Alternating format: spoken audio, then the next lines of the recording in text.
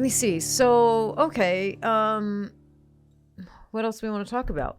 So, what about um, increasing sales, like with what they have now, like where they are now, what they know now, what they have now. So, if you have someone that has like a studio, like a it doesn't have to be a big studio, like just a studio, a little front lobby, little area, maybe a couple rooms, and or even if they just rent a room, they rent a room inside of a salon. I mean, that's their studio, right? Mm-hmm. They're renting a room inside of a salon.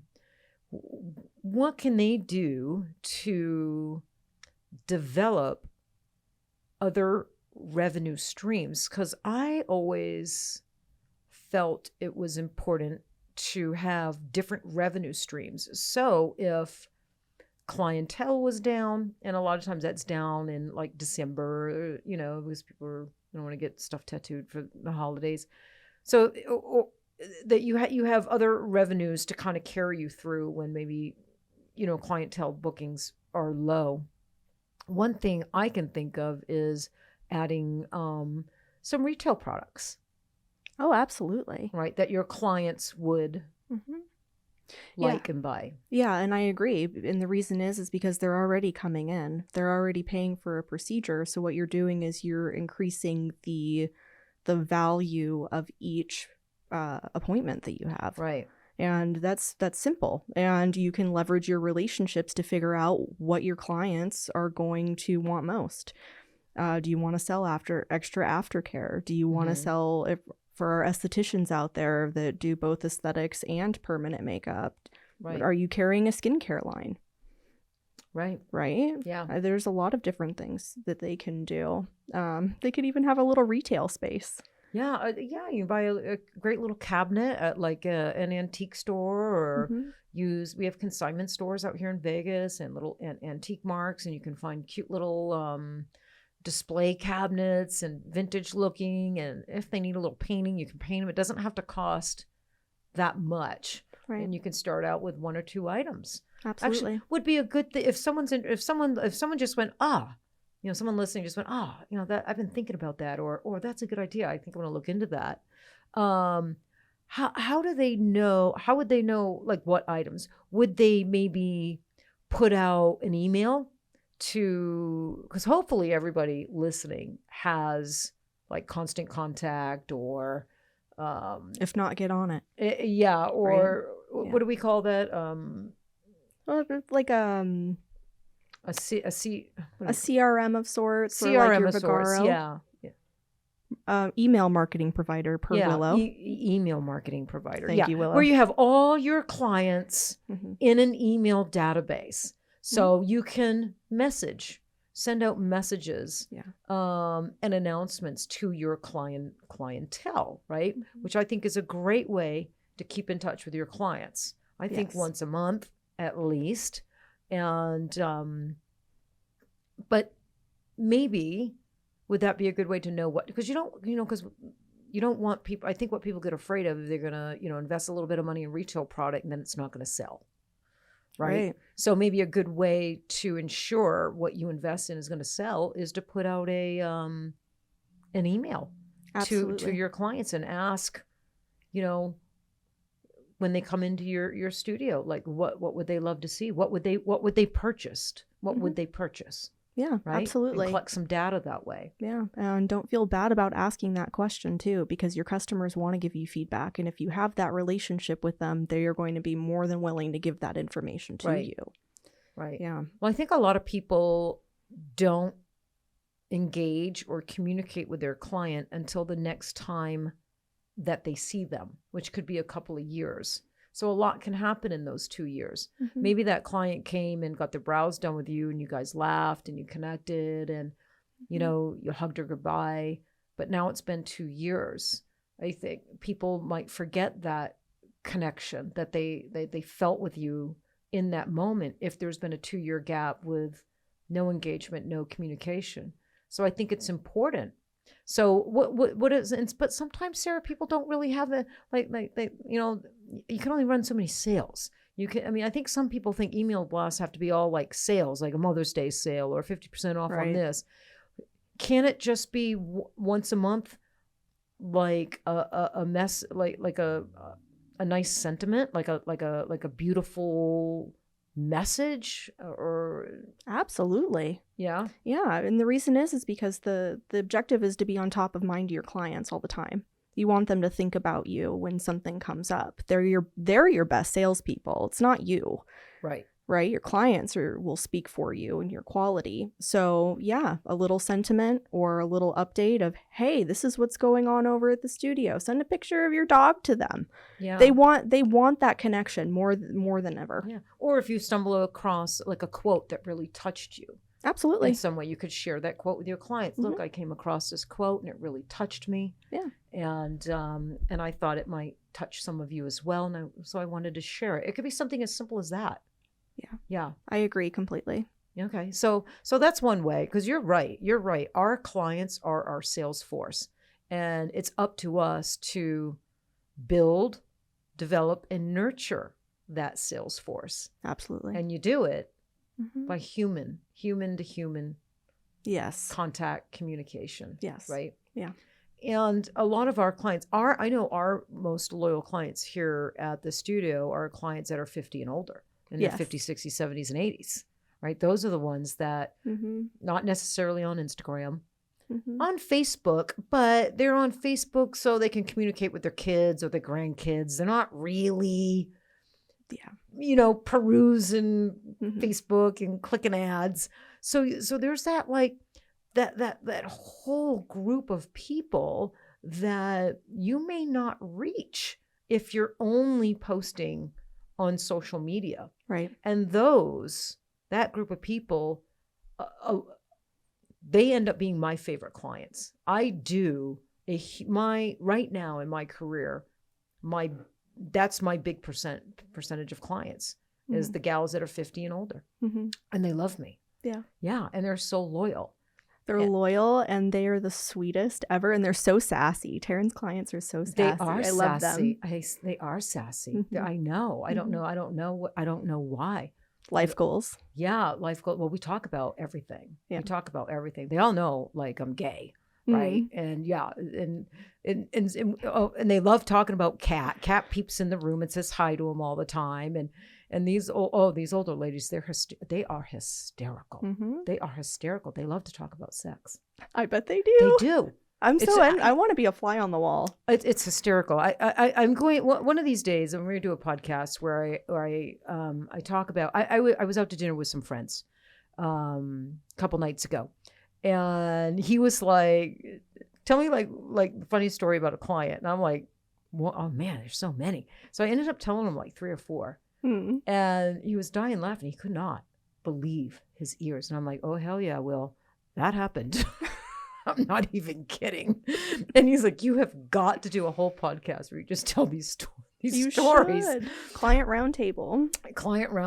Yeah, because I have some stories that are like crazy. Absolutely crazy. As I'm sure many do. I know Mary Richardson has a story that's absolutely like crazy. Yeah. So yeah, I think that's good. So, okay. So if they have a little studio, they can do some retail.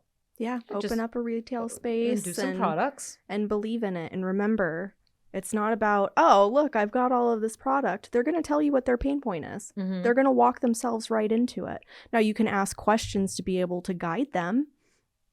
Right.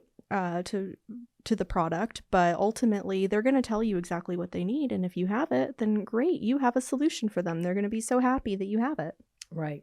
Yeah, I agree.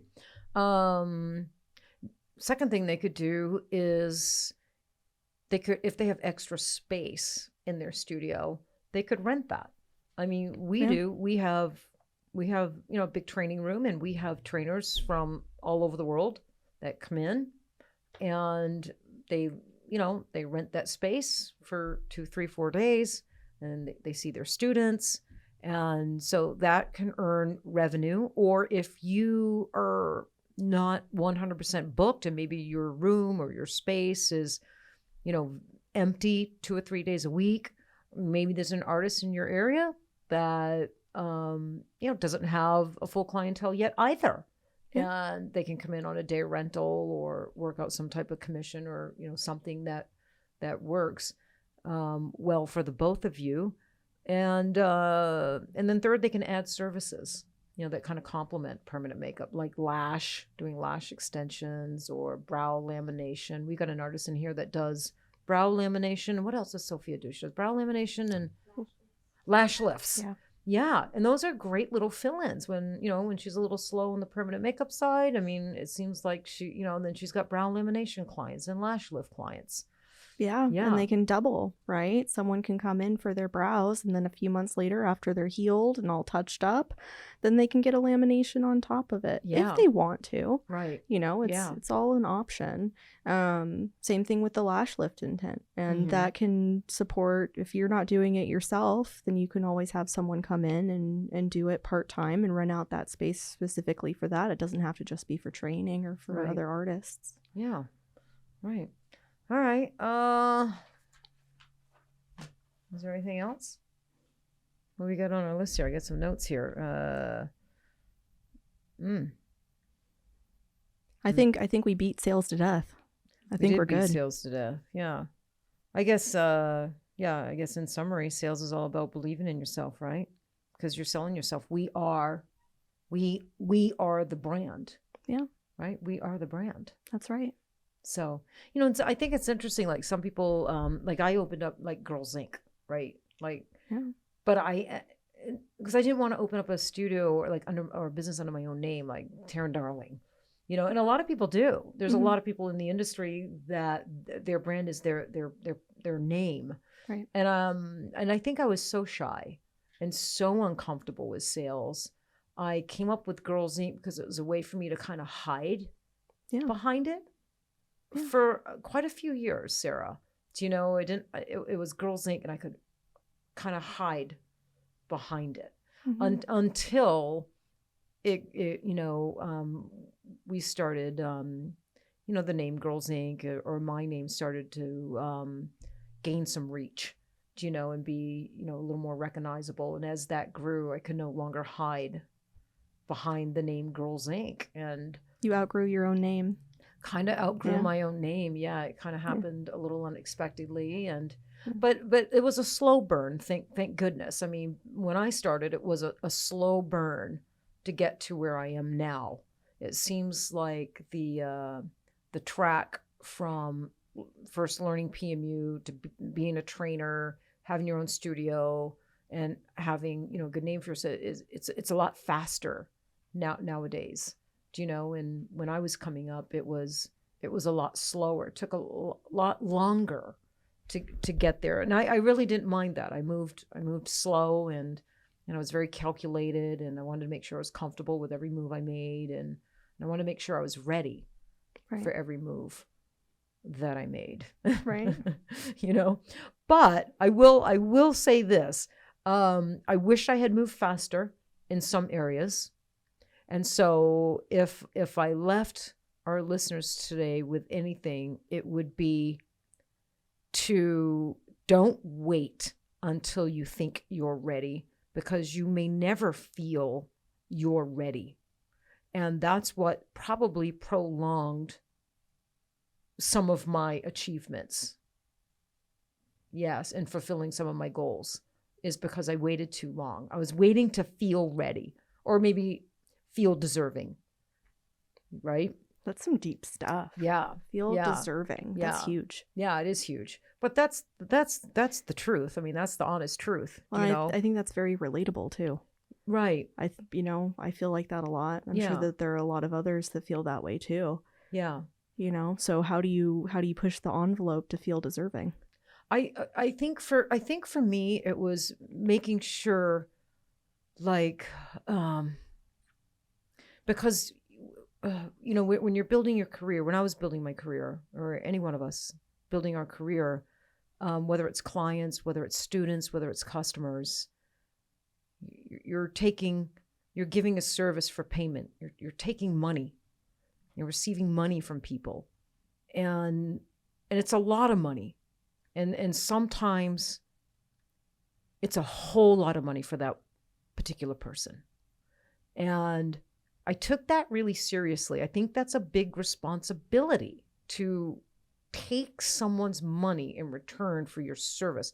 So for me, I wanted to make sure that my service was worthy of their money. I never wanted to take someone's money and they didn't feel they got their money's worth, plus some, then some.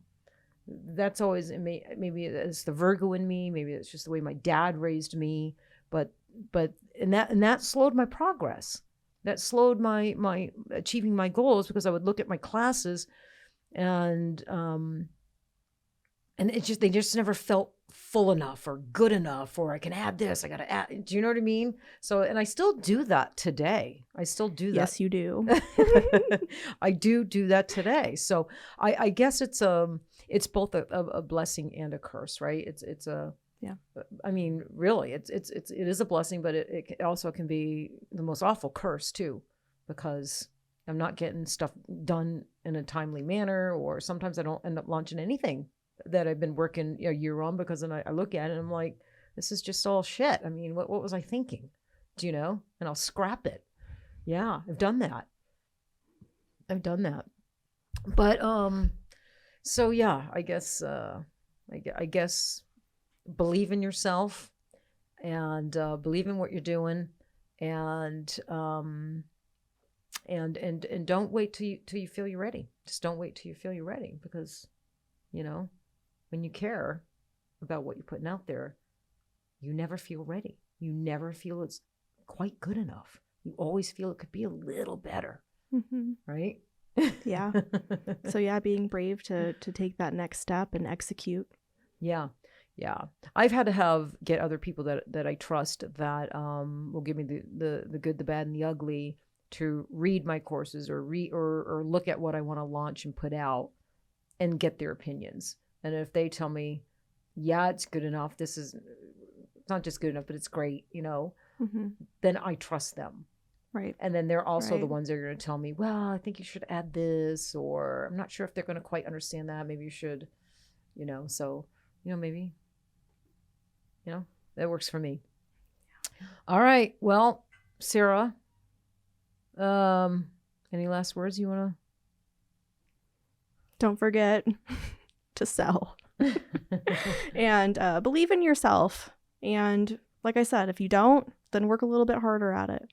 And like Taryn said, if you don't believe in yourself, then find someone else that does. They'll give you a second opinion, love you up a little bit.